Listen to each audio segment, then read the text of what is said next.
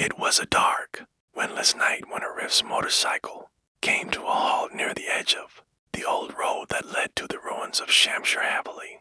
The fog had grown thick, and the moonlight struggled to pierce through the gray mist. Arif checked his phone, no signal, of course. The clock struck midnight. He had heard about this place from the locals in the nearby village of Kandalahau. The Haveli was cursed. How anyone who dared enter never came out the same again. Some said it was the home of a jinn, bound there for centuries, waiting for someone foolish enough to disturb his slumber. Arif, however, didn't believe in such things. He was a vlogger running a small YouTube channel called Urban Shadows, where he explored supposedly haunted places and tried to uncover the truth behind the myths. Tonight he had come prepared with his camera, torch, and recorder. Let's see what secrets this place hides, he whispered to himself as he walked toward the massive iron gates of Haveli. The gate creaked open with a sound that echoed across the emptiness. Death swirled around as Arif stepped inside. The Haveli loomed before him like a sleeping beast, its broken windows staring like hollow eyes, its corridors dark and cold.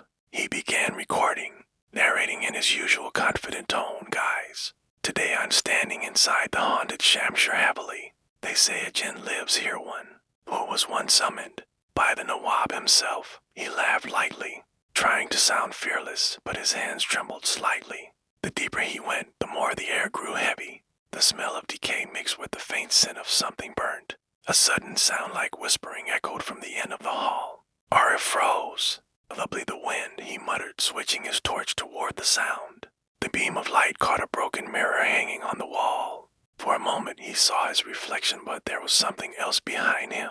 A shadow standing unnaturally still. Arif spun around. Nothing. The silence returned, thick and suffocating. He laughed nervously into the camera again. Okay, that was creepy, he said, pretending to brush it off. He moved further, entering what seemed like an old prayer room. The walls were covered with strange marking symbols he had never seen before. In the center was a blackened circle drawn on the floor with ashes, and inside it, some kind of burnt offering. Looks like someone was doing black magic here, he said, bending down to examine it. As he touched the ashes, the air shifted. The temperature dropped sharply. His breath became visible. Then, from behind him, the voice spoke low and distorted. You shouldn't have come here. Arif froze. His torch flickered. He turned slowly, and there, in the dim glow, stood a tall, blue-skinned figure with glowing white eyes and horns curling upward like those of a beast. Arif stumbled back, dropping his camera. The creature stepped forward, its gaze piercing straight through him. Who are you? Arif managed to stammer. The creature's voice rumbled like thunder. I am bound to this place by the sins of man. Arif tried to run, but the Haveli seemed endless now. The corridors stretched and twisted. Every door led to another dark hall. The whispers grew louder and shadows moved on their own. His flashlight died, plunging him into total darkness. Arif screamed for help, banging on doors that wouldn't open. He could hear the creature's footsteps behind him, slow, deliberate, powerful. Why me? He cried out. Because you called to me, the voice said. Suddenly, the walls of the Haveli began to bleed dark liquid, the air thick with the scent of iron. Arif fell to the ground, clutching his chest, whispering prayers. Then silence. Only the sound of the wind outside remained. When morning came, the locals found his motorcycle still parked near the gate, camera lying beside it, recording lights still blinking. When they played back the footage, the final frame showed Arif running, his face twisted in terror, and behind him, a dark shadow with glowing eyes filling the frame before the video cut out. From that day onward, the villagers swore they could hear faint cries echoing from the Haveli at night, and sometimes a whisper saying, "You woke me." Those who dared to go near claimed their dreams were haunted by a blue-skinned figure, calling. 2 years had passed since Arif vanished, but his videos had gone viral. People debated whether it was real or staged.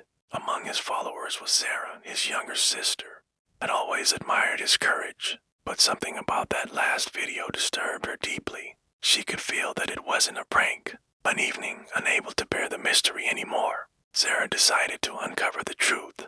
With a small crew of her own, she set out for Haveli. The villagers tried to stop her, warning her that the place was cursed. Your brother called upon something ancient, said an old man. The Jinn does not forget those who disturb his domain. Zara ignored them, determined to find answers. If Arif is alive, I'll bring him back, she said firmly. As the sun dipped below the horizon, Zara and her team reached the gates. Just like before, they creaked open as if welcoming them. The Haveli looked even more decayed now, vines crawling over the walls. The air thick with rot. They set up cameras and lights, documenting every corner. We'll stay for one night only, she told her team. But as night deepened, the equipment started malfunctioning. Batteries drained in minutes, lights flickered. One of her friends, Imran, began hearing whispers. Zara, someone's calling my name. She brushed it off at first, thinking it was fear playing tricks, but soon she too began to hear faint murmurs. The same phrase again and again, you woke me. Suddenly, a loud crash echoed from upstairs. They ran toward the sound and found a room, filled with symbols drawn in black, the same ones from Arif's footage. In the center lay a burnt diary. It was Arif's handwriting. The last entry read, I saw him.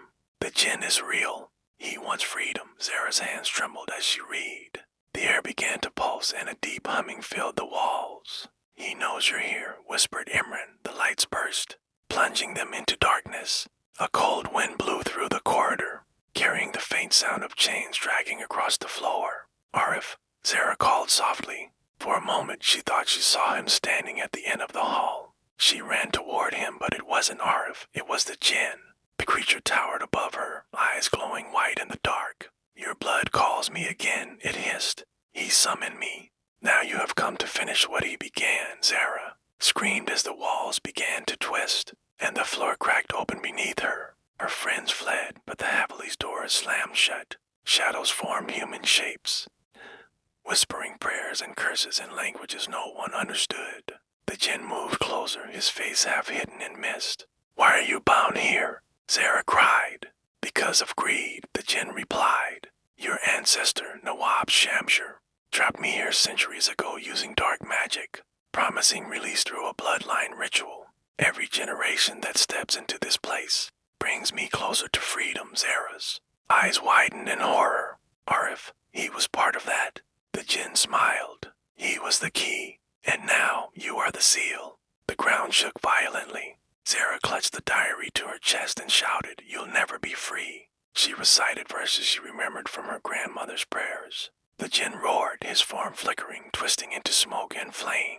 The entire Haveli shook as light erupted from its core. When it was over, the building stood silent again, half its structure turned to ash. Zara was gone. The villagers found only her camera outside the gate, still recording, her voice echoing faintly, the Jinn is real. Never come here. From that day, no one dared to enter Shamshur Haveli again. It remains abandoned, but sometimes travelers report seeing a figure near the gate, a woman in white, holding a camera, whispering into the night. And behind her, if you look closely, glowing white eyes watch from the shadows.